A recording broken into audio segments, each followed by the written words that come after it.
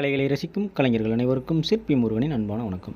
இப்போது நம்ம என்ன பண்ண போகிறோம்னு பார்த்தீங்க அப்படின்னா, இதுக்கு முன்னாடி நம்ம அம்பாளுடைய முகம் எல்லாமே ஃபினிஷிங் பண்ணி முடிச்சாச்சு.